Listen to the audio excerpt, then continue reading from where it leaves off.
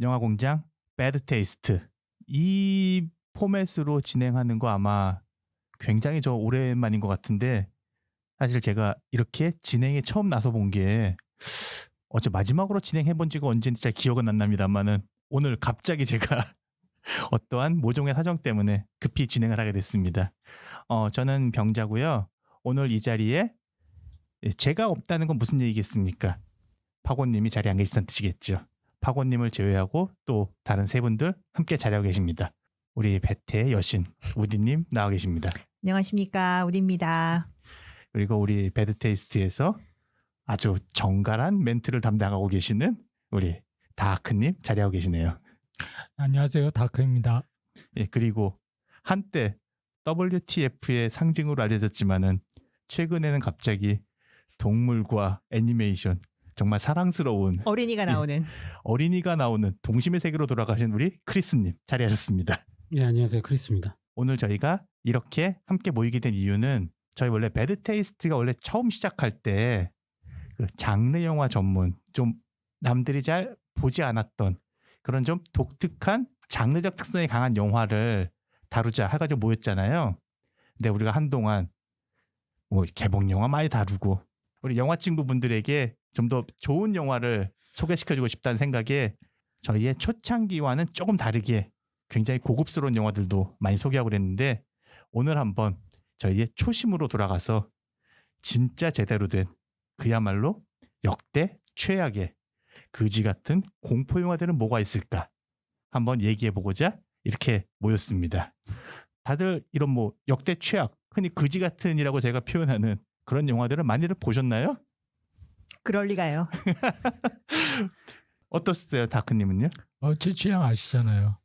모르겠는데요, 전혀. 네, 매우 대중적이고 네, 가족들이 봐도 아무 지장이 없는 영화들 전 좋아하기 때문에. 제가 배드테이스트 이 커뮤니티에 처음 가입하게 된 계기가 다크님이었던 걸로 기억하는데. 창립자 아닌가, 설립자? 그러니까요.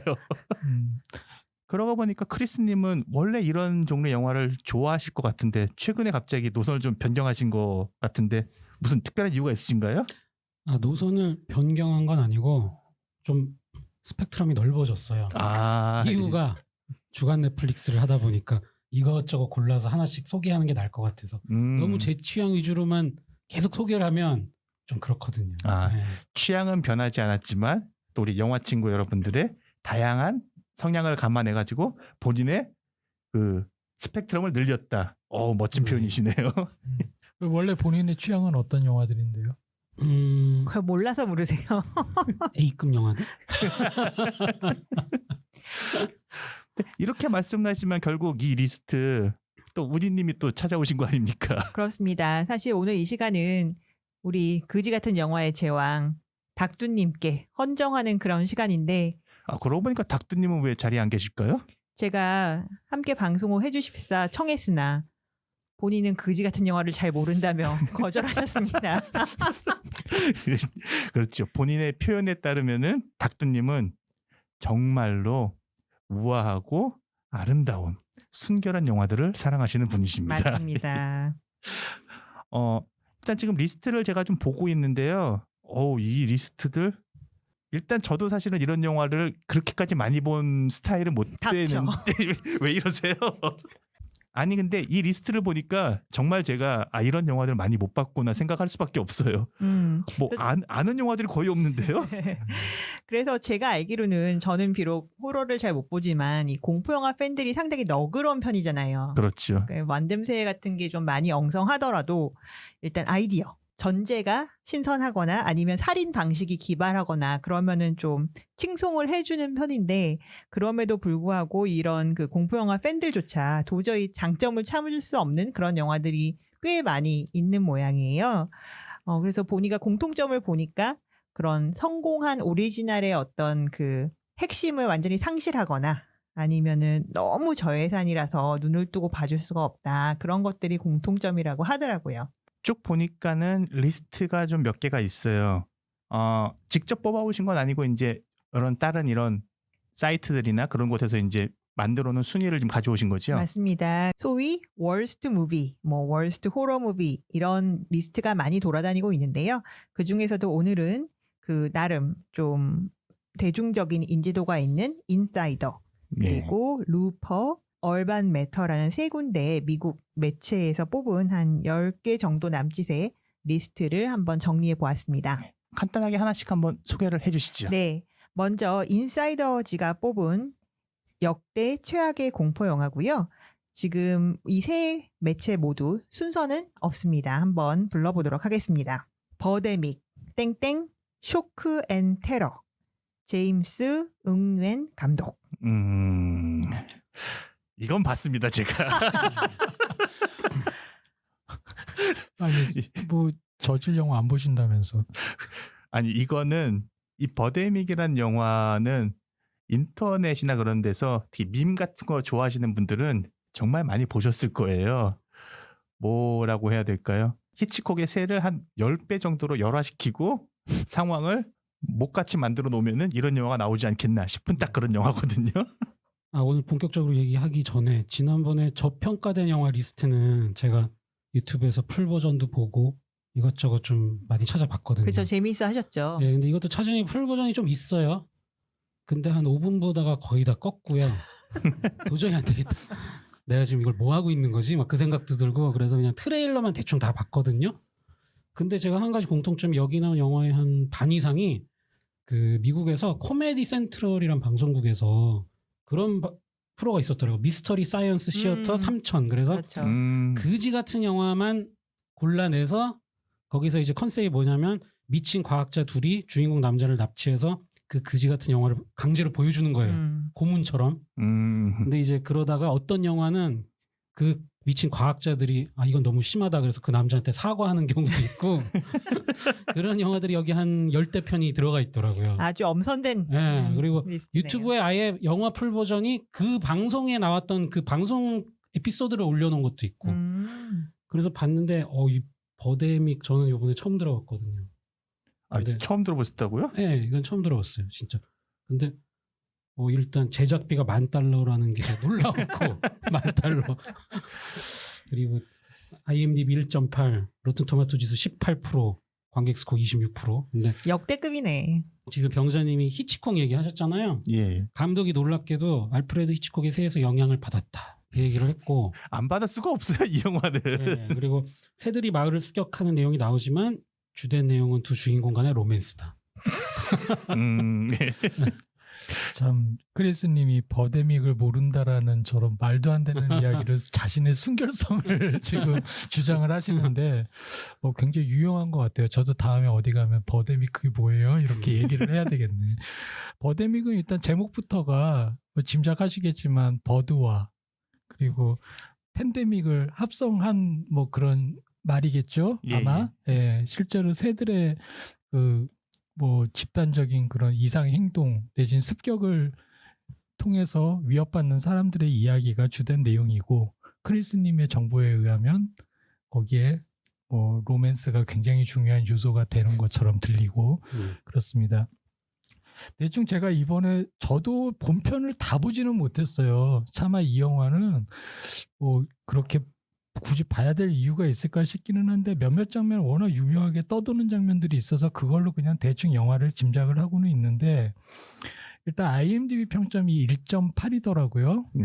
그리고 그 속편도 거의 비슷한 평점인데 그 토미 웨소 감독의 더 룸이라는 영화는 저희가 늘 그 엉망인 영화를 언급할 때마다 얘기가 되는데 룸 같은 경우에도 IMDb가 3.7점이더라고요.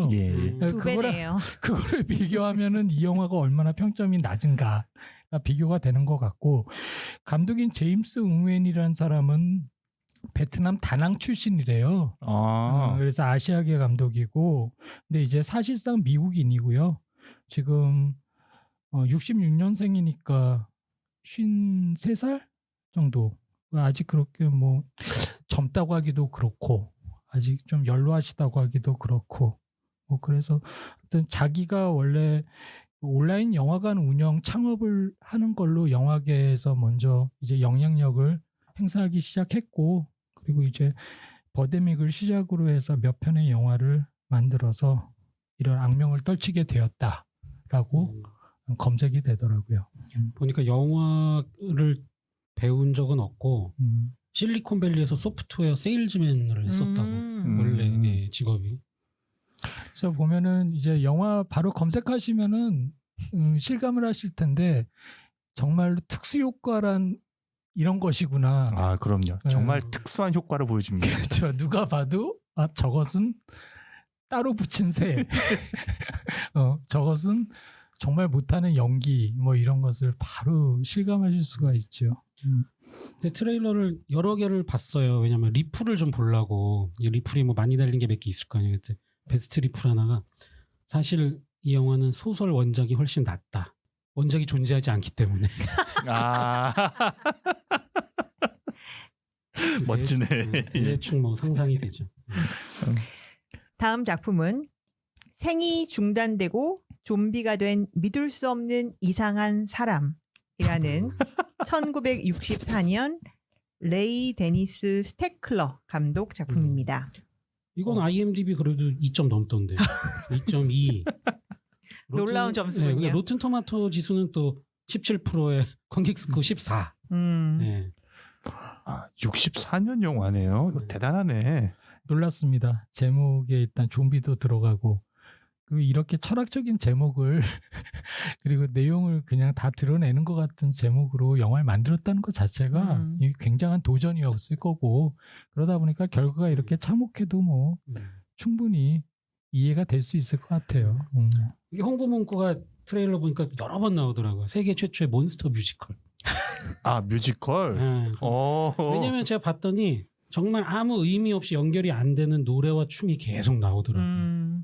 근데 그게 이렇게 일관된 스토리가 전혀 아니고 그래서 제가 찾은 평 중에 이런 게 있더라고요. 아 이게 어쩌면 그렇게 의미 없는 내용이 계속 나오는 게 정신분열을 겪고 있는 사람의 머릿속을 상상해서 그려놓은 게 아니냐. 그래서 좀 높이 평가하는 사람이 있더라고요. 꿈보다 네. 해몽이네요. 그리고 제작비는 38,000불입니다. 나름 아까 버데믹에 비하면 대작이네. 64년에 그러니까 38,000불이면. 64년이면은 야. 다음 작품은 데스 배드 땡땡 더 배드 that eats. 뭐 잡아먹는 침대겠네요. 77년 조지 베리 감독입니다. 근데 궁금한 게 우디님은 이 리스트 이렇게 딱 정리하면서 뭐 한 편이라도 뭐 봤다거나 뭐 아는 작품 있었어요? 그럴 리는 없고요. 놀랍게도 이번에는 제가 트레일러를 좀 많이 찾아봤습니다. 그러면서 굉장히 그 평상시에 제가 크리스님을 트레일러 예고편 요정으로 모시고 어떻게 보면 하청을 해왔잖아요. 예고편 보는 거를. 굉장히 죄송했어요. 이런 걸 내가 그동안 보게 했구나. 아니 그 신작 소식할 때 뭐 한 5개에서 10개 보는 건 괜찮은데요. 이 리스트는 30개를 그렇죠, 물론 겹친 그렇죠. 것도 있지만 근데 죄다 최악이잖아요. 그렇죠. 진짜 굉장히 죄송한 마음이 이번에 많이 들었습니다. 반성 진이 깊이 빠져가지고. 반성했습니다. 네. 거의 고문이었군요. 고문. 이 영화는 뭐 제목으로 봐가지고는 침대가 사람 잡아먹는 영화인 것 같은데 맞나요? 아주 정직한 제목이에요. 아, 그래요? 앞에 생이 중단되고 좀비가 된 믿을 수 없는 이상한 사람과 마찬가지로 예. 이 영화도 그냥 제목 하나로 일단 영화의 정체성을 드러낼 뿐더러 옆에 땡땡 뒤에 붙어있는 제목은 마치 그런 느낌 아니에요? 요즘 유행하고 있는 혼돈의 카오스, 전설의 레전드 이런 느낌? 데스배드인데 또 땡땡하고 굳이 뭔가를 먹는 침대라고 이렇게 부연을 해주고 저도 이 영화 예고편을 봤는데 일단 예고편을 검색하다 보니까 그 YTube에서 본편이 제공이 되더라고요. 누군가 올려놔서. 그래서 예고편을 보고 이거 본편도 있네? 그래놓고서 딱 클릭을 하려다가 내가 이걸 왜 클릭을 하려고 하고 있지? 잘하셨어요. 네. 근데 이 영화는 저희가 이렇게 막 얘기할 수 없을 것 같아요. 아, 그래요? 앞에 그 아까 무슨 뮤지컬처럼 굉장히 형이상학적인 장면들이 나옵니다.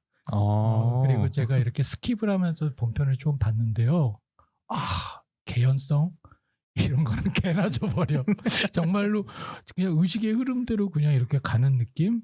와, 침대가 정말 사람을 막 공격하더라고요. 유튜브에서 본편을 보실 수 있습니다.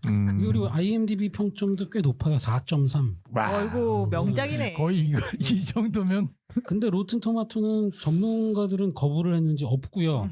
그냥 관객 스코어만 30% 이렇게 돼 있는데 저는 그 사람들 잡아먹는 장면만 몇 개를 이렇게 하이라이트를 봤거든요. 근데 되게 인상적이었던 게 어떤 남자가 손이 이제 침대로 빨려 들어가요. 그러니까 그 침대가 잡아먹을 때 이렇게 막 입이 나와서 막 이렇게 하는 게 아니라 꼭 소화하듯이 이렇게 안으로 빨려 들어가면서 그 침대 안을 보여주면 이렇게 꼭 소화액에 이렇게 녹듯이 뭐 이런 걸 보여주거든요. 근데 손이 들어가는데 되게 막 와 막 이러는데 담배를 안 끄고 계속 담배 피면서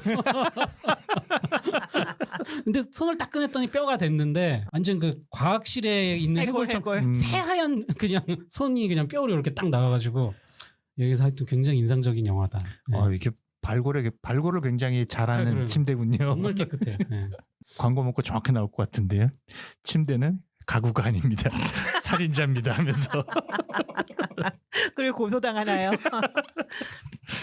아 이번엔 저도 물론 감상을 안 했지만 아는 작품이네요. 해프닝. 2008년 M 나이트 샤말란 감독입니다. 아이고 우리 샤말란 감독님이 이런 리스트에 이름을 올리셨군요. 결국은. 저희가 근래 샤말란 작품을 한번 녹음을 하고 굉장히 여러 청취자분들께 지탄을 받았던 기억이 좀 나는 것 같아요. 예. 물론 뭐 다는 아니었지만 몇몇 샤말란 감독 매니아들이 분명히 존재하고 계시고 또 그 감독의 나름의 장점이 있기 때문에 그렇죠. 뭐 지금도 충분히 그 가능성은 인정을 하는 바이고 해프닝은 2008년 작품 아마 샤말란이 이제 폄하받기 시작하는 어느 그 변곡 지점에 있는 시발이 되는 영화가 아니었을까 이런 생각이 저는 들어요. 그 이전까지는 그래도 꽤 식센스 이후에 꾸준히 대접을 좀 받아오다가 식센스하고 언브레이커블 정도까지는 그렇죠. 꽤 대접을 받았었죠. 그리고 저기가 이거 전 아닌가요? 빌리지가 그 뒤인가? 그 전인 걸로 기억하는데 빌리지가 전이었던 것 같아요. 아무튼 뭐 확실하게 이제 관객들이 등을 돌리기 시작한 계기가 된 작품이 아닌가 싶습니다. 이게 진짜 트레일러 보고 제가 낚인 것 같아요. 트레일러 보고 되게 재밌을 것 같아요. 샤말란의 모든 영화들이 트레일러는 다 재밌죠. 근데 특히 해프닝은 조금 더 특별했던 것 같기는 해요. 막 그 공사장에서 하늘에서 말 그대로 정말 남자들이 비처럼 떨어지죠. 그렇죠. 그런 장면들이나 이런 거. 일단 제작비 면에서 아까 이전에 소개한 작품들하고는 차원이 틀린 게 4,800만 불. IMDb 5.0. 딱 반이네요. 50%.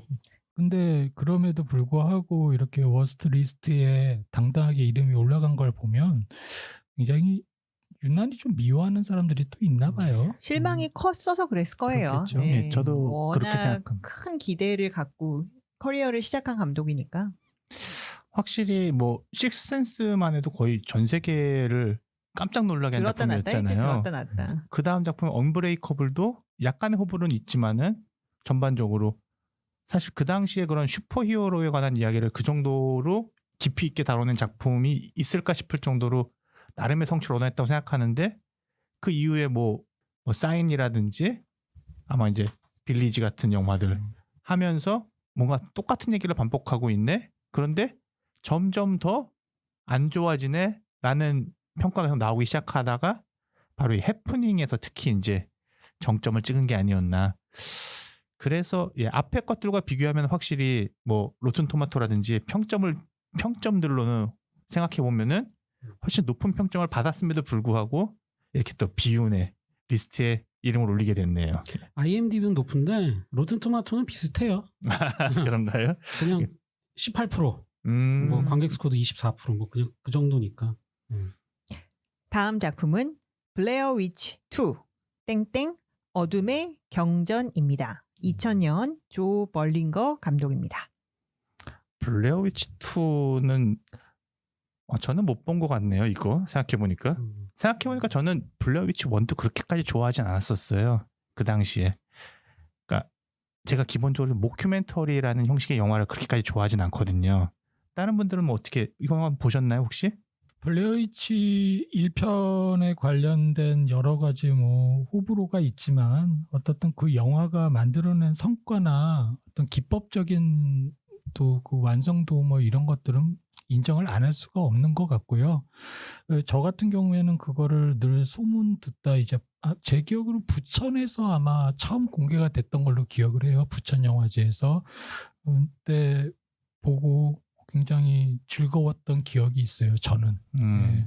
그 영화가 사실 마지막까지 뭐 특별한 걸 보여주는 그런 자극적인 영화는 아니고 계속 이렇게 분위기를 이제 점층적으로 쌓아가다가 끝에 가서 터트리는 영화이기 때문에 조금 집중도가 떨어지게 되면 아무래도 영화에 대한 느낌도 덜할 텐데 저 같은 경우에 다행히 그때 운이 좋아서 그 분위기를 잘 탔고 그리고 마지막에 어떤 그런 쾌감도 잘 느꼈던 것 같아요. 그래서 1편은 매우 좋아하는 작품이고 그리고 상업적으로도 굉장히 수익률에 있어서 늘 전설처럼 언급되는 한 그렇죠. 편이고 제 생각에 2편의 문제는요. 1편의 그 페이크 다큐 타입을 완전히 저버리는 것이 큰 폐해가 아니었을까. 일단 그 생각이 들어요. 완전 극영화로 이제 들어가면서 여기서 어떻든 전편의 타이틀을 가지고 있기 때문에 거기서 오는 괴리가 굉장히 크지 않았을까. 그리고 2를 본 기억이 나는데요. 구체적으로 기억이 나는 거 거의 없고 그냥 굉장히 지루했다. 그것만 그냥 남아있는 것 같아요. 저는. 그럼 혹시 평점이나 그런 건 어떻게 되나요? IMDb는 3.99요. 로튼 토마토 지수 14%, 관객 스코어 18%. 전반적으로 로튼 토마토에서 한 10% 내외 정도에 있는 작품들이 쭉 선동됐다는 느낌이 있네요. 좀 기다려 보세요. 더 충격적인 작품들이 계속 나오니까 10%면은 굉장히 준수한 건가요? 박수를 쳐줄 수 있는. 네. 다음 작품은 트롤 2. 90년 클라우디오 프라가소 감독 작품이고요. 이태리 영화네요. 네, 그 80년대 한국 비디오 시장에 진정한 B급 영화들이 이렇게 쫙 펼쳐졌을 때 그때 그 대표적인 프로덕션 중에 하나가 몇 번 언급을 했던 오아시스 프로덕션.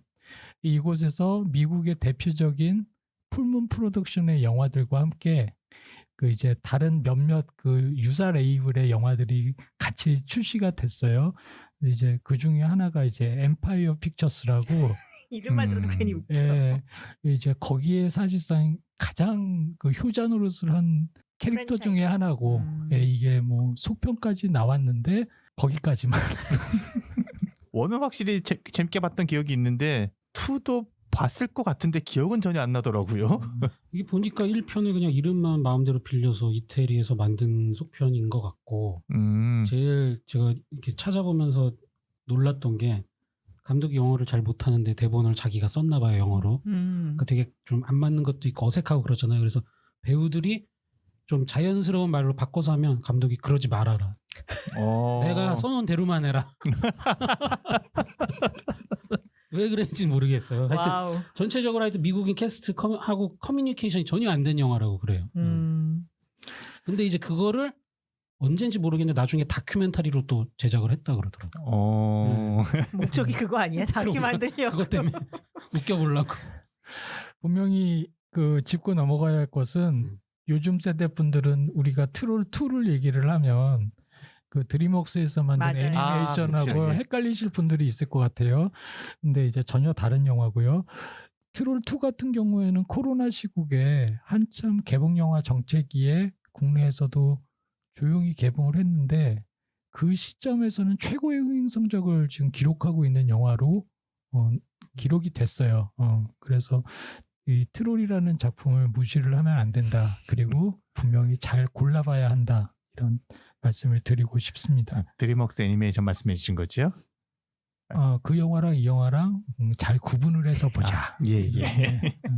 애들한테 보여주면 안 되겠네요. 아유, 이거 뭐 애들 뭐 망칠 일 있어요. 다음은 조스 4입니다. 87년 조세프 서전트 감독입니다. 나쁘지 않았던 것 같은데 나 이 영화. 근데 아까 병자님이 그 기다리시던 로튼 토마토 지수 예. 빵. 0이에요? 네. 와. 내가 이상한 인간이구나. 관객 스코어 15. IMDb는 3.0. 뭐 그냥 병자고는요. 스스로 정상이라고 계속 착각을 하고 있는데 그러지 마세요. 조스 포드 영화 자체보다도 그 앞에 원래 오리지널의 명성이 워낙 대단하기 때문에 속편이 그만큼 상대적으로 이제 또 비교가 될 수밖에 없는 영화였고, 저는 조스포 하면은 늘 생각나는 게 그거예요. 그 여주인공이 그 로레인 겔이라는 여배우라고 해야겠죠. 이분이 여배우죠, 원래, 그럼. 예. 아니 왜냐면 영화에 출연하셨는데. 왜냐면 이외에는 그렇게 뭐 크게 뭐 사랑을 받았다거나 다작을 한 배우가 아니기 때문에 몇 편 있긴 한데, 이분이 중요한 게 유니버설 스튜디오 사장의 부인이라고. 맞아. 예, 그래서 이 영화에 억지 캐스팅이 됐다 뭐 이런 얘기가 있어요. 그래서 이분을 위해서 이 영화가 사실상 만들어진 거나 다름이 없다 뭐 이런 루머들이 있어서, 그래서 굉장히 전설처럼 그 욕을 먹는 영화고, 그러나 사실 또 이 여배우가 갑툭튀냐 그건 아니에요. 1편 때부터 이제 부인 역할로 계속 등장을 하긴 했었거든. 그러니까 이건 누구 말에 장단을 맞춰야 될지 모르겠지만 아무튼 뭐 그런 뒷얘기가 있어요. 저는 이걸 안 봤는데 트레일러 보고 깜짝 놀란 게 마이클 케인이 나와서 깜짝 놀랐고. 그렇죠. 예. 그리고 그 결정적인 그 상어가 공격하는 장면을 제가 봤거든요. 근데 놀라운 게 아직 공격을 안 들어갔는데 바닷물이 일단 피로 물들고 그 다음에 공격을 하더라고요. 그래서 뭐냐 이건. 생각해도 손발이 안 맞았구나. 어떻든 메이저 영화이기 때문에 그 마이클 케인이 이제 그 남자 주인공, 사실상 남자 주인공 역할인 거고, 그리고 이제 그 주변 인물들 중에 젊은 청년, 흑인 청년 하나 등장하는 게 바로 그 마리오 반 피블스가 이 영화에서도 맞아. 등장을 하죠. 예. 그래서 뭐 캐스팅 가지고도 나름 많이 화제가 된 영화예요. 정말 어떻게, 다들 지우고 싶은 흑역사겠네요. 그렇죠. 어떻게 이런 조합으로 이런 영화를 뭐 이런 느낌인 거죠. 다음 작품은 크립쇼 3편입니다. 2006년 아나 클라벨 그리고 제임스 글렌 두델슨 공동 감독입니다.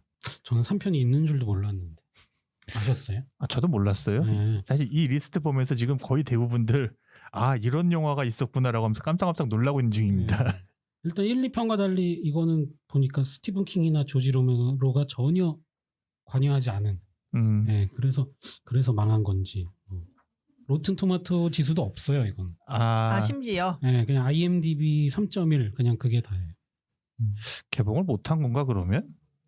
아니요, 그런 건 아닌 것 같고 그지 같은 영화를 찾다 보면 로튼 토마토 지수가 없는 경우가 꽤 많습니다. 그렇습니까? 뭐 거부한 걸 수도 있고 제가 도저히 점수를 못 주겠다. 크립쇼 3는 이전에 1, 2편 같은 경우에는 어떤 극장 영화의 그 좀 향기가 남아 있어요. 뭐 1편이야 굉장한 기대작이었고 당시 화제작이기도 했는데 2편까지만 해도 어느 정도 그 숨결이 남아 있거든요. 근데 이제 3편은 정말로 완전히 무슨 비디오 영화 보는 것 같은 그런 느낌이고, 그 말씀하신 대로 그 각본에도 아예 뭐 각본이나 기타 여러 제작 부분에 있어서 스티븐 킹의 이름을 찾을 수가 없고, 뭐 나중에 혹시 시간이 남으면 한번 이 작품에 대해서 더 깊이 한번 탐구를 해보죠. 뭐. 다음 작품은 마노스 땡땡 운명의 손입니다. 66년 해롤드 워렌 감독입니다. 66년 영화면은 이 영화가 아까 그 제가 처음에 그 코미디 센트럴의 그 미스터리 사이언스 시어터라는 그 방송 프로에서 발굴한 영화예요.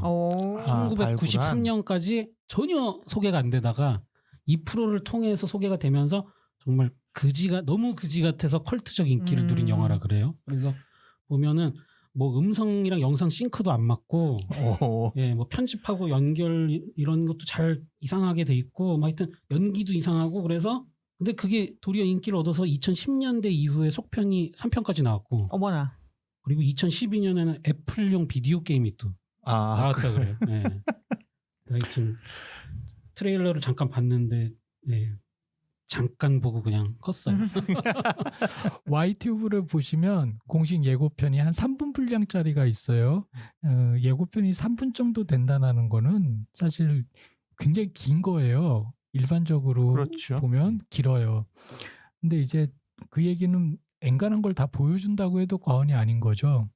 거기다가 이제 그 모 백과를 검색하시면 줄거리가 아주 상세히 나와 있어요. 그러니까 이 3분짜리 예고편과 그 서머리를 같이 보시면 그냥 영화를 다 보신 것 같은 느낌. 그런데 그래도 나는 양이 안 찬다 싶으신 분들은 바로 예고편 유튜브 옆에 본편이 있어요. 그 저기 뭐야 외국어를 못하는데라고 너무 좌절 안 하셔도 돼요. 자막이 들어가 있어요. 단 불어 자막이 제공된다는 게 좀 맹점이고 어떻든 이런 영화들은 본편을 다 그냥 바로 앉은 자리에서 볼 수 있다라는 건 굉장히 매력인 것 같으니까 여러분들의 삶이 많이 지치고 외로울 때 한번 도전을 해보시면 내가 살고 있는 세상은 참 아름답구나라고 깨우침을 얻지 않을까 싶습니다. 요거는 한번 제가 집에 들어가면 꼭 한번 도전해 보도록 하겠습니다. 병태님 내일부터 휴가라면 이거라도 꼭 봐주세요. 예, 3편까지 한번 다 찾아보시죠. 3편까지 있어요? 이거 맞다. 뭐, 1편까지 예. 있다 그랬죠? 한참 2010년 이후에 만들어졌다 그러니까. 원래 이 감독이 비료를 팔던 상인이래요. 근데 영화를 너무 좋아해가지고 그냥 그동안 모았던 돈으로 동네 사람들하고 같이 자기가 주연 각본까지 해가면서 영화를 찍었다고 하고요.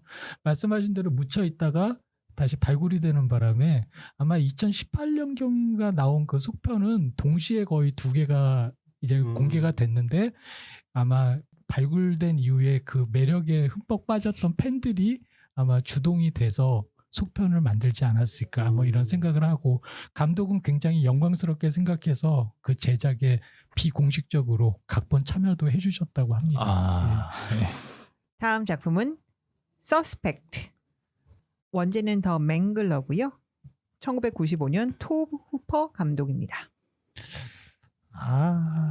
이 작품 정도면은 리스트에 조금 안 어울릴 것 같은데.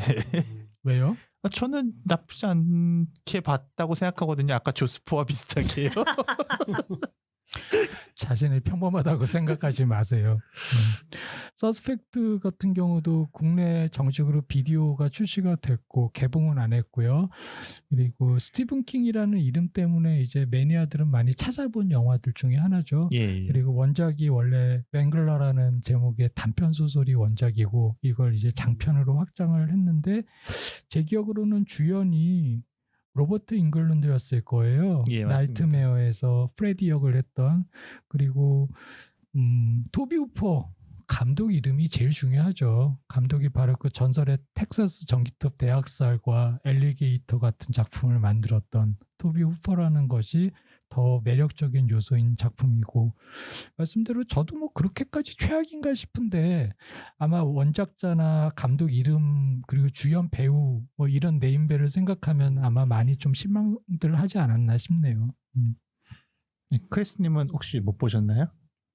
트레일러만 봤어요. 트레일러만요? 저도 트레일러만 봤을 때 이거 그런 대로 재밌는 픽업 영화 같은데 느낌도 들었고 그래서 저 개인적으로는 이 리스트에서 이 서스펙트는 좀 반대합니다.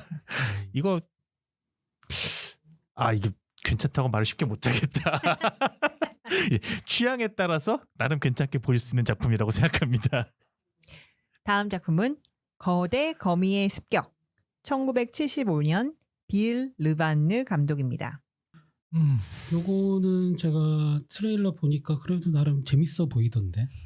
이렇게 거미가 이렇게 거대 거미라 물론 가짜 티가 팍팍 나지만 그걸 좀 찾아보니까 그거를 폭스바겐 자동차 비틀 그 자동차를요 거기다가 인조 모피를 입힌 다음에 직원들이 다 숨어 들어가서 거미 다리 하나씩 다 이렇게 잡고 그 안에서 이렇게 조종을 해서 운전하는 거 거기 보면 거미 뭐 빛나는 눈이 있는데 그게 자동차 테일 램프 그거 빛나는 그거라고 후미등이라고. 예. 그럼 후진해서 찍은 건가? 네. 그 얘기를 듣고 트레일러 보니까 되게 신기하더라고. 그런 거 치고 되게 잘한 것 같은데 막 그 생각도 들고. 돈이 없으면 각종 아이디어가 역시. 예, 그래서 그거는 되게 인상적이더라고요. 예. 거의 가내수공업의 느낌이 나는 그런 영화군요. 제작비가 30만 불. 근데 흥행은 1,500만 불. 그 정도면 잘 됐네. 75년인데. 아, 참, 그리고 하나 수정을 해야겠네. 제가 조금 전에 토비 후퍼 얘기하면서 엘리게이터 얘기를 했는데요. 엘리게이터는 루이스 티그 감독이고요. 토비 후퍼가 연출을 한 건 그 엘리게이터가 아니고 크로커다일이었어요. 악어. 아, 두 편이 완전 다른 영화입니다. 악어의 품종이 달라졌습니다. 여러분 참고하시기 바랍니다. 인사이더지가 뽑은 역대 최악의 공포 영화 마지막 영화는 외계로부터의 구호 계획. 1959년 에드워드 D. 우드 주니어 감독, 소위 에드우드 감독입니다. 이런 식의 이제 뭐라고 그래야 될까요? 좀 못 만들었지만 멋진 영화라고 해야 될까요? 그런 거 리스트 뽑을 때는 거의 항상 첫 손가락에 꼽힌 영화 중에 하나지요. 요 지금 이 리스트 중에서는 로튼 토마토 지수는 확실하게 차이가 있네요. 로튼 토마토 지수가 67%, 관객 스코어도 46%. 그 팀버튼 감독의 에드우드 그 영화의 어떤 배경이 바로 이 영화를 만드는 그 과정이기도 하죠. 그렇습니다. 그래서 이제 이 지금 언급된 외계로부터의 구호 계획을 만약에 뭐 접하기 힘드신 분들은 지금 말씀해 주셨던 그 팀버튼 감독의 에드우드를 보시면 이제 이 영화에 대한 어느 정도의 이제 가늠도 좀 되실 거고, 무엇보다도 사실 이 작품은 작품 자체보다는 그 감독이 가지고 있는 어떤 포스라고 할까요? 그리고 그 비하인드 스토리가 더 사실은 유명하다고 해도 과언이 아닌 작품이기 때문에 그렇게 하시면 될 거고, 뭐 중요한 건 아니지만 저는 늘 이 작품을 보면 저희도 잘 알고 있는 어떤 단편 유명 감독의 그 작품이 또 생각이 납니다. 제목이 19호 계획. 13호? 19호일걸요? 19호? 예, 제가 테이프를 갖고 있는데 아마. 그렇군요. 나 친한 형 맞아? 나중에 야단 맞겠네요. 네. 다음은 루퍼지가 뽑은 리스트인데요. 좀 짧고 그 다음에 이제부터는 중복 작품들이 많이 있습니다. 올라왔습니다. 버데믹, 쇼크 앤 테러 역시 루퍼지에서도 당당히 이름을 올렸고요. 해프닝, 블레어 위치 2, 트롤 2, 병자님이 좋아하시는 조스 4, 이거 여기 올라갈 영화가 아니라니까. 크립쇼 3, 그리고 마노스, 운명의 손까지 겹치네요. 여러분들이 들으시다가 아니 왜 읽은 걸 또 읽고 있어 하실지 모르는데, 지금까지 쭉 나열된 작품들이 두 매체가 공통으로 뽑은 맞습니다. 머스트예요. 그러니까 여러분들 만약에 기회가 되고 여력이 되시면 공인된 이 작품을 꼭 기억하셨다가 적어도 여기 중복 작품은 꼭 한번 내가 보고 죽겠다, 뭐 이런 생각을 하셔도 될 것 같아요. 하루에 한 편만 보셔야 될 것 같아요. 이게 연달아 몇 개를 보면 좀 굉장히 피폐해집니다. 트레일러를 제가 한 8개 연속으로 봤더니 정신이 없더라고요. 막 눈도 좀 아리고 막 좀 이상해. 왠지 슬퍼지고. 예. 루퍼에서 뽑은 새로운 또 역대급 최악의 공포 영화로 휴먼 센티피드 3 인간신의 3편이 있습니다. 2015년작이고요. 톰 식스 감독입니다. 사실 이거는 저희 방송 들어오기 전에 몇 번 얘기를 했잖아요. 사실 휴먼 센티피드 인간지네, 이거 사실은 작품 자체가 워낙 괴악한 작품이잖아요. 그런데 왜 휴먼 센티피드 1도 아니고 2도 아니고 3가 올라와 있느냐 가지고 굉장히 저희끼리 갑론을박이 많았었죠. 갑론을박이라기보다 그냥 개인적인 추측들이 난무를 했죠. 왜냐면은 결정적으로 3편을 저희 안에서 본 사람이 없었잖아. 그렇죠. 네. 그렇기 때문에 더욱더 그랬고, 저는 이제 좀 불만이었던 게 뭐냐면 버데믹 같은 경우도 2가 있단 말이에요. 예. 근데 1편도 조악하지만 2는 더 만만치 않거든요. 환상적이죠. 2. 네. 근데 1편이 뽑혔는데 왜 인간진에는 3편이 뽑혔을까? 이거 제가 그냥 예상을 해보면 우리나라 저 다음 무비 베이스 예, 예. 3편은 아예 없어요. 그렇죠. 1, 2편은 검색이 되는데 그러니까 수입조차 하기 좀 그런 수준의 영화가 아닐까 왠지. 1, 2편도 수입 안 됐어요. 근데 거긴 있더라고요. 한국말로도 나오더라고요. 그래요. 워낙 악명 높기 때문에 아마 거기선 서치가 됐나 보지. 근데 이제 뭐 1, 2편, 3편 다 공식적으로 국내 공개는 안 된 걸로 알고 있어요. 다운로드나 스트리밍으로도 네, 없는 걸로 알고 공식적으로는 있습니다. 없어요. 근데 왜 거기 올라와 있지? 인간지네를 치면은 1, 2가 딱 뜨더라고요. 그래요? 네. 글쎄 어느 정신 나간 사람이 있으니까 현재 만드는 중인가? 3편 곧 며칠 후에. 글쎄요. 근데 아직 수입 전의 작품이라도 이렇게 뭐 받아서 공개하는 경우가 있기는 하지요. DB니까 그렇죠. 예.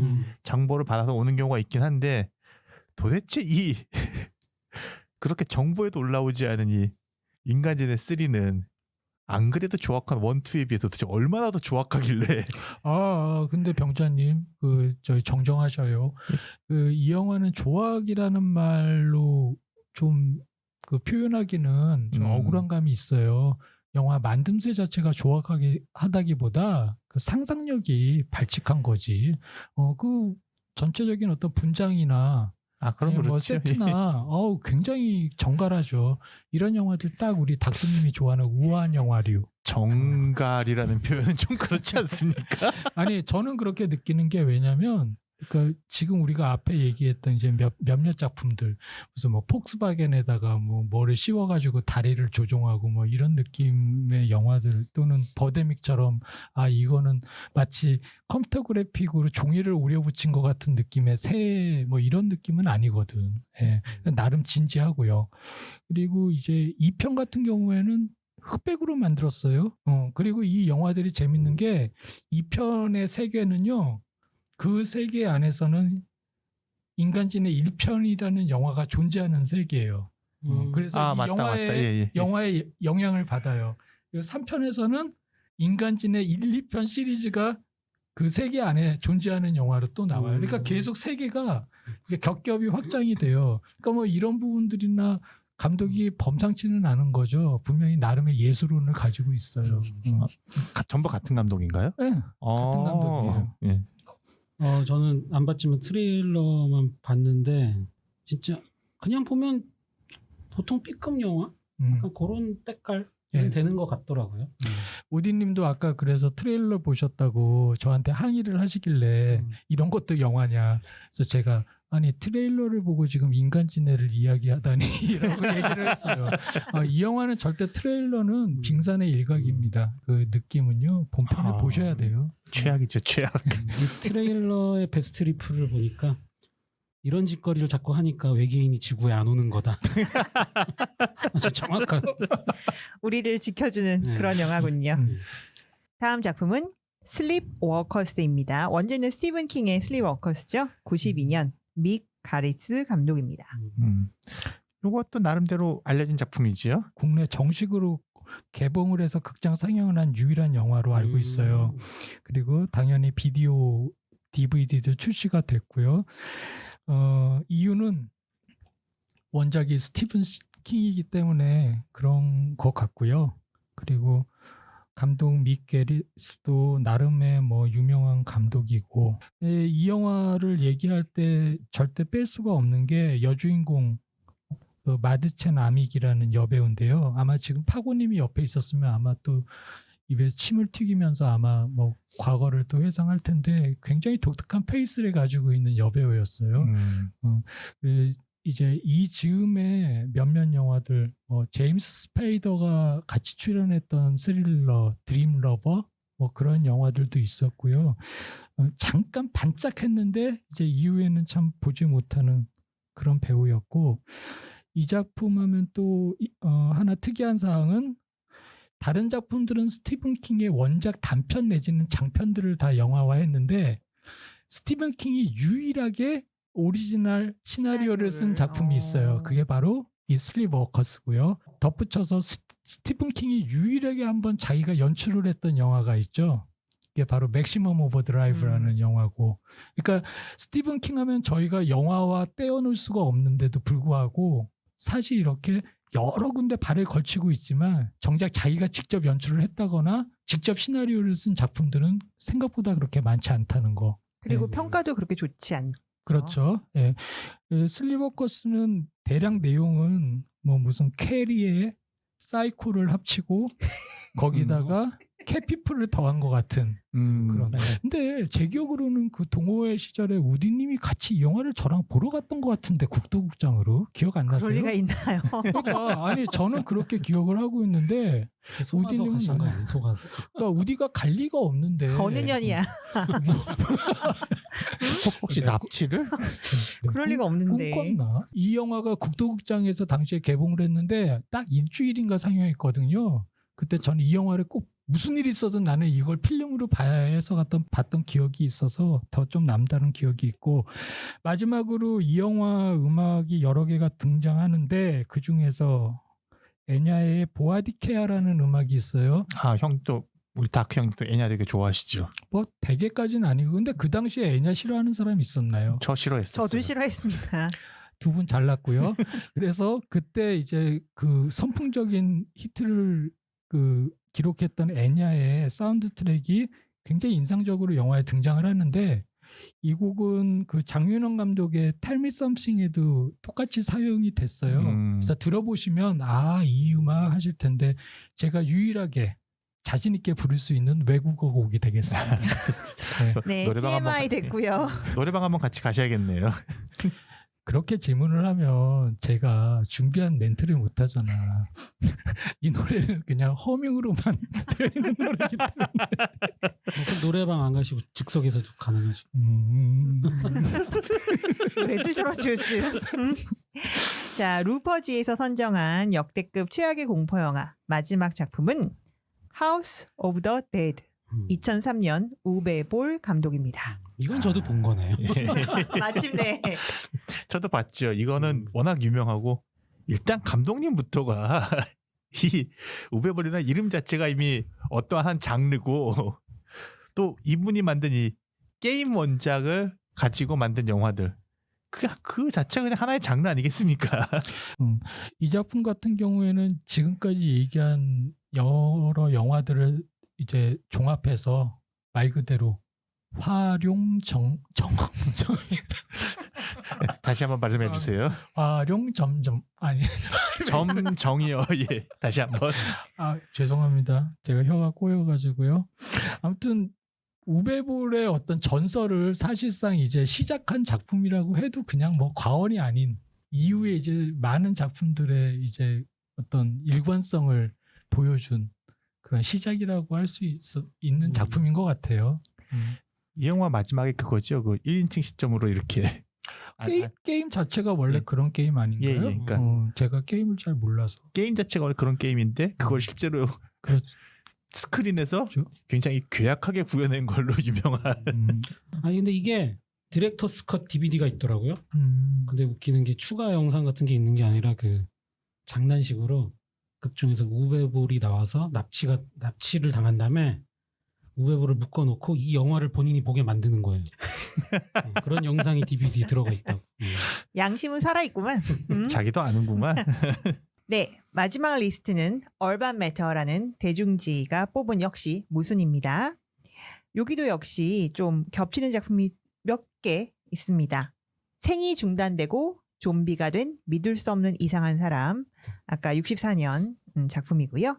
그 다음에 Deathbed, The Bed That Eats, 뭔가를 먹는 침대도 77년 작품도 들어와 있습니다. 그리고 다음 작품은 아예 떼거지로 올라왔는데요. 이거는 작품 하나가 아니라 레프리콘 프랜차이즈 전체를 올렸네요. 93, 94, 95, 96 그리고 2000, 2003, 2014, 2018년 작품입니다. 1, 2, 3까지는 저도 분명히 본 것 같은데 의외로 나쁘지 않은데 이 영화도 왜 여기 올라왔을까요? 뭐 개인의 취향이겠죠. 이 작품 같은 경우에 이제 가장 키워드가 되는 거는 워릭 데이비스, 그 이제 외소인 배우로 유명하죠. 그렇습니다. 그래서 저희는 스타워즈를 비롯해서 스타워즈에서 이워크, 그리고 이제 윌로우라는 영화도 판타지 있었죠. 영화. 예, 네. 거기서도 등장을 했고, 그래서 사실상 이런 이제 좀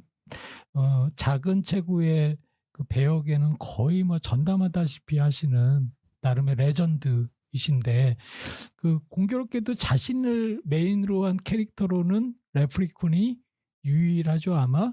그런데 이렇게 워스트에 또 이름을 올리게 돼서 개인적으로는 좀 안타깝고요. 그리고 1편 같은 경우엔 제니퍼 애니스톤이 같이 출연을 했어요. 예. 여주인공으로. 그래서 그것도 또 많이들 회자가 되는 이야기이기도 하고. 저는 한 편도 안 봤습니다. 그리고 이거는 너무 많아서 트레일러도 포기했고요. 그냥 그런 것만 조사했어요. 뭐 IMDb랑 로튼 토마토 점수가 어떤가. 근데 일단 등급이 1편은 12세더라고요. 근데 이제 2편부터 8편까지 7편까지는 R등급 18세 이상이고 8편에서 다시 15세로 내려갔어요. 네. 근데 IMDb를 보니까 가장 좋은 점수를 받은 게 5.0이 두 편이 있는데 바로 3편이랑 마지막 8편. 네, 그리고 로튼 토마토 지수는 0을 찍은 게 3편인데 2편, 3편, 7편에 0을 찍었고요. 그리고 로튼 토마토 지수와 관객 스코어를 둘 다 가장 높게 받은 게 가장 최근 거 8편. 8편이 리턴즈더라고요. 예, 이게 평가가 제일 로튼에선 좋더라고요.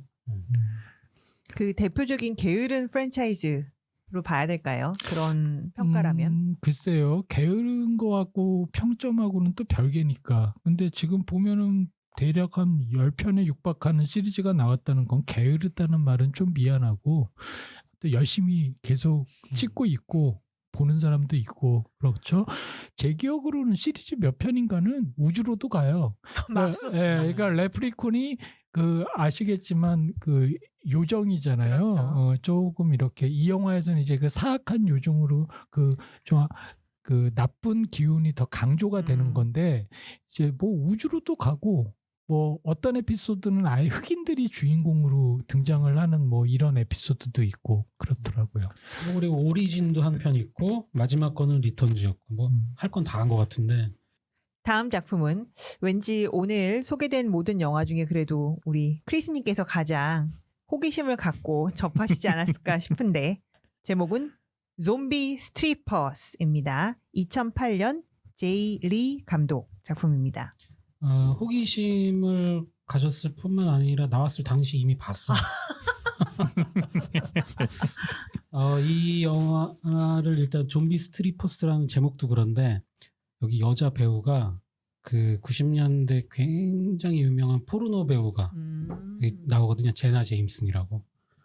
저는 누군지 잘 모르지만 그런 분이 나온다고 그래서 봤는데 물론 지금 내용은 하나도 기억이 안 나요.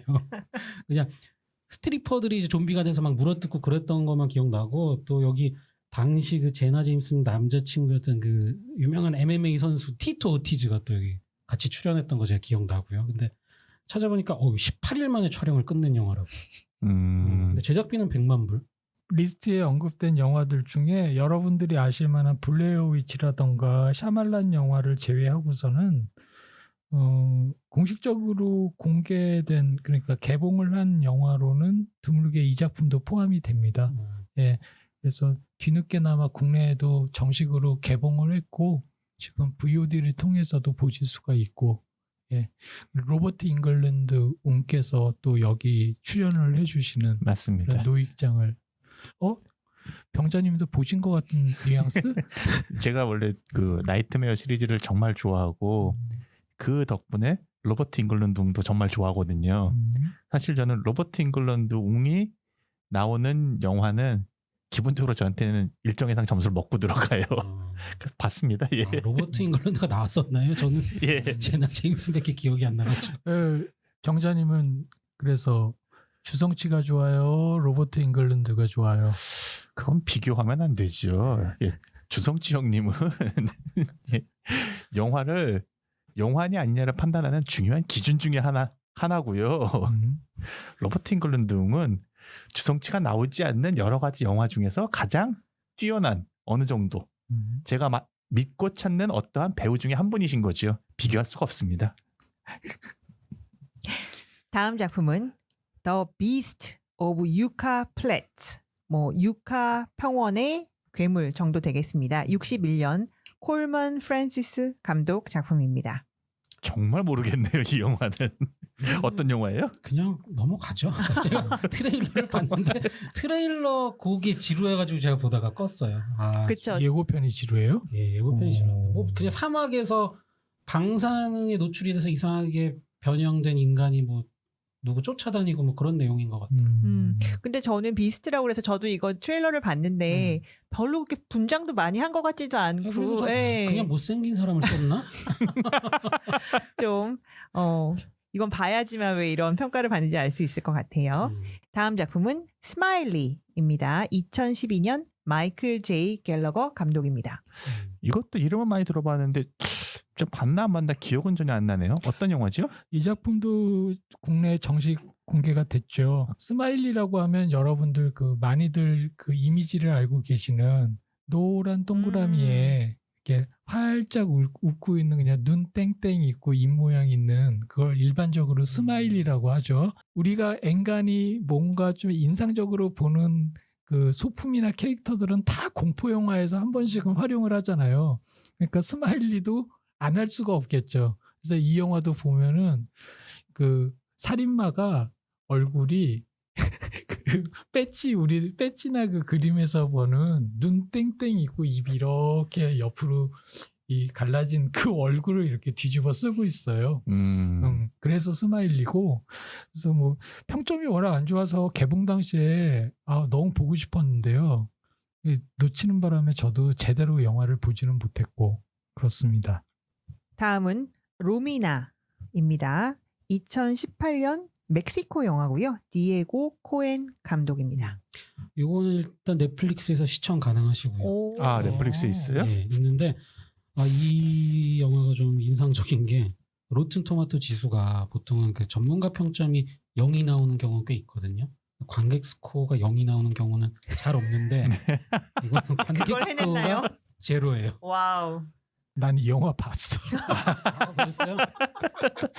그 역시. 중요한 부분이라고 하니까 보셨군요. 아니요. 그게 기억난 게 아니고요. 이 멕시코 영화고, 그죠? 멕시코 영화죠. 예, 예. 그리고 영화 시간이 되게 짧았던 걸로 기억이 나요. 그래서 그때 뭐 하다가 이게 걸려가지고 그냥 봤는데, 처음에는 무슨 그 내 무덤에 침을 뱉어라의 어떤 현대 버전이 일려나 그래서 봤는데 굉장히 그 소극의 느낌이 물씬 풍기는, 여러분도 같이 즐기셨으면 좋겠습니다. 나만 혼자 당할 수 없다. 다음 작품은 무서운 이야기 땡땡 오두막의 악마입니다. 원제는 레이크 피어 3편이고요. 2018년 마이클 크럼 감독입니다. 이 영화도 3편이 올라와 있네요. 앞에 1편, 2편 다 빼고. 약간 다른 점은 1편도 2편도 전혀 모르는 영화라는 점이 다르네요. 3편이 나와서 이제 아셨으니까. 그러게요. 흥미로운 점은 1편 레이크 피어는 국내에서 VOD 서비스가 되고 있네요. 그래서 이제 3편까지는 못 가겠지만 그래도 그 맛을 좀 느끼고 싶다 하면 1편을 공포의 호수라는 제목으로 찾아보시면 될 것 같습니다. 그래도 보통 1편 정도가 잘 됐거나 평가를 좀 받았으니까 뒤편이 나온다고 봐야 되지 않나요? 일단 저희의 바람은 그렇죠. 다음은 이건 저도 아는 영화입니다. 샤크스톰. 원제는 샤크네이도고요. 2013년 안소니 C. 페란트 감독입니다. 아니 이 영화야말로 왜 이 리스트에 있는 거예요? 이 재밌는 영화가. 저는 이거 지금 1편만 봤는데 뒤로 갈수록 이건 더 재밌나요? 뒤로 가면 갈수록 정말 끝내줍니다. 그래요? 끝까지 가는 영화에 어떠한 한 교본을 보여주고 있어요. 전설과 같은 영화라고 해도 과언이 아니죠. 이전까지 정말로 천대당하고 무시당했던 어사일럼 스튜디오를 정말 어깨에 힘들어가게 만든 그리고 이후에 나온 모든 상어 영화들의 그 정말 교본이 된, 이렇게도 영화라고 우길 수 있다 이렇게 용기를 준 그런 작품이죠.